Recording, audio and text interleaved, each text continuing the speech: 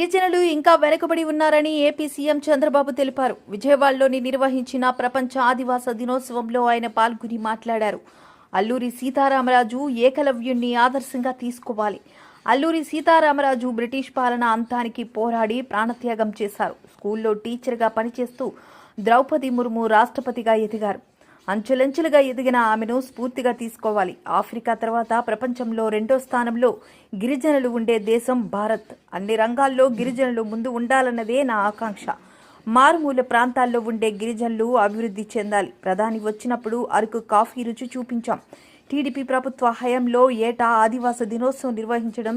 గత ప్రభుత్వంలో ఈ దినోత్సవాన్ని పట్టించుకున్న పాపాన పోలేదు. ఆదివాసులంటే శౌర్యం, సహజ ప్రతిభ, నైపుణ్యం కలిగిన వ్యక్తులని కొనియాడారు. ఇది సమంజసం కాదని కూడా మీకు తెలియజేస్తున్నా. దీనిపైన శ్రద్ధ పెడతాం, పేదవాళ్లపైన శ్రద్ధ పెడతాం. అందుకే నేను ఒక మాట అన్నాను, గిరిజనులు పేదరికంలో పుట్టి పేదరికంలో చనిపోతున్నారు. ఆర్టిఫిషియల్ ఇంటెలిజెన్స్ గురించి మాట్లాడుతున్నాం. ఇంకా డోలే మూతలు కనపడుస్తున్నాయి. ఇది చాలా దురదృష్టకరం. ఇవన్నీ కూడా మనం రూపుమాపుకోవాల్సిన అవసరం ఉందని చెప్పి కూడా నేను మీకు తెలియజేస్తున్నా.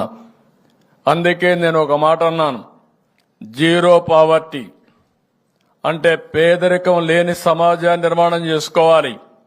ఏ పని చేసినా పేదల దృష్టిలో పెట్టుకొని చేయాలి. అలాంటి పేదలు ఎక్కువ ఉండేది ఆదివాసుల్లో ఉన్నారు. వారి మీద నా శ్రద్ధ ఉంటుంది, ఈ ప్రభుత్వం యొక్క శ్రద్ధ ఉంటుంది. మిమ్మల్ని పైకి తీసుకొచ్చే వరకు, అన్ని విధాలు ఆదుకునే వరకు మీకు అండగా ఉంటామని కూడా మీకు అందరికీ తెలియజేస్తున్నా.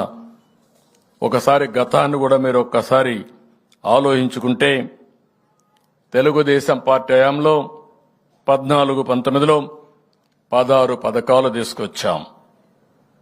దగ్గర 199 గురుకుల పాఠశాలలు తీసుకొచ్చాం. 2705 విద్యా సంస్థలు ఏర్పాటు చేసుకుని అందులో 2,45,380 మంది విద్యార్థులు విద్యను అభ్యసిస్తున్నారు. ఒకప్పుడు గిరిజనుల్లో విద్య లేదనే ఉద్దేశంతో ఆ రోజు ఎన్టీ రామారావు గారు ఆలోచించి ఒకే మాట చెప్పారు, ఏ ఊర్లో స్కూల్ కావాలనో ఇచ్చిన ఘనత గురుకుల పాఠశాలని నామకరణం చేసి గురుకుల పాఠశాలలు పెట్టిన వ్యక్తి ఎన్టీఆర్.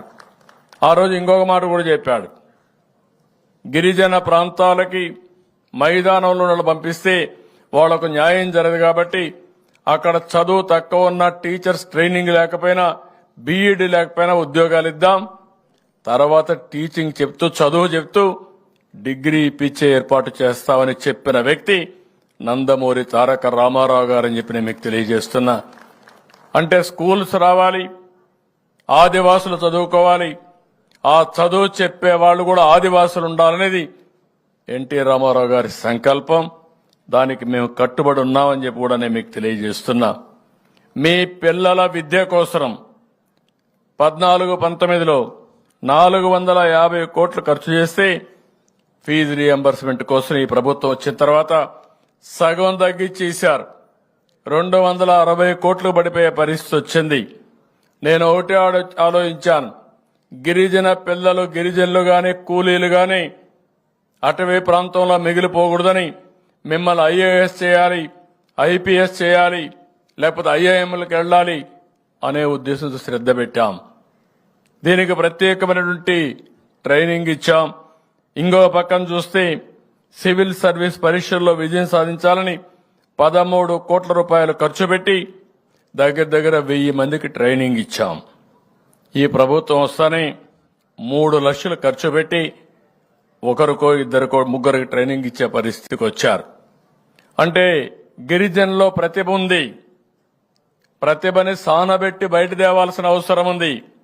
అలాంటి కార్యక్రమాలు చేయడంలో పూర్తిగా ఫెయిల్ అయ్యే పరిస్థితికి వచ్చారు.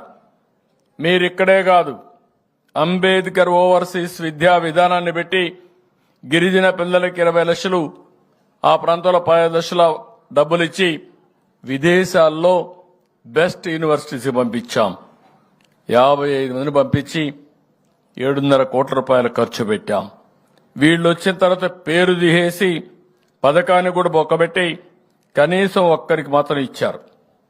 అంటే ఏ విధంగా సబబో మనం ఆలోచించుకోవాల్సిన అవసరం ఉంది.